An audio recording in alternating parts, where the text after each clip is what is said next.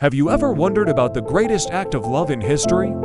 It's a story that has echoed through millennia, a tale of sacrifice, betrayal, and ultimate triumph. It's the story of the final hours of Jesus Christ.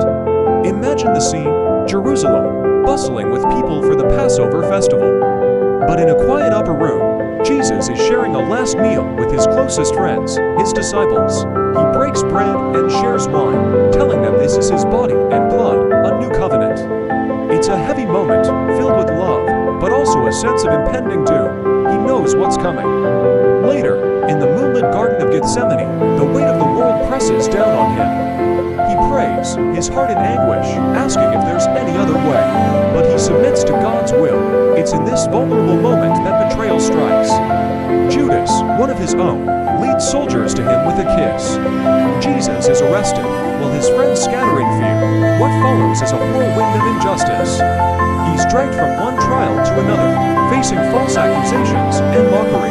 The religious leaders are blinded by jealousy. The Roman governor Pontius Pilate is swayed by the crowd.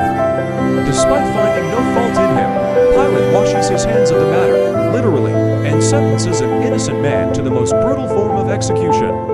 The journey to the cross is agonizing. A heavy wooden beam is laid on his shoulders, already torn from a vicious whipping.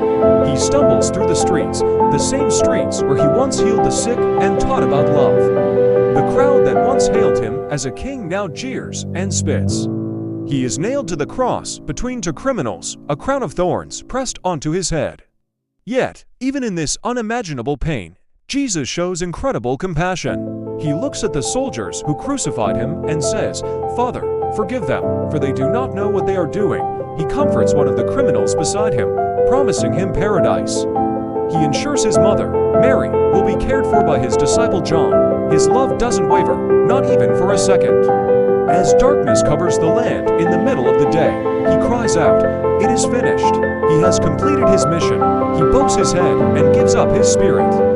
At that moment, the ground shakes, and the massive curtain in the temple is torn in two from top to bottom, symbolizing that the way to God is now open for everyone. A Roman centurion, a hardened soldier who had seen it all, witnesses these events and declares, "Truly, this was the Son of God." Even those who carried out the sentence recognize something profoundly different about this man. His body is taken down and laid in a borrowed tomb. For his followers, it's the darkest day imaginable. Their hope seems to be buried with him. Everything they believed in feels lost. The story could have ended there, in a cold, dark tomb. A tragedy of a good man robbed, but this isn't the end. This death was not a defeat, it was a victory. It was the ultimate sacrifice, a bridge built between humanity and God out of pure, unconditional love. His death wasn't a final goodbye, but the pause before the most incredible comeback in history.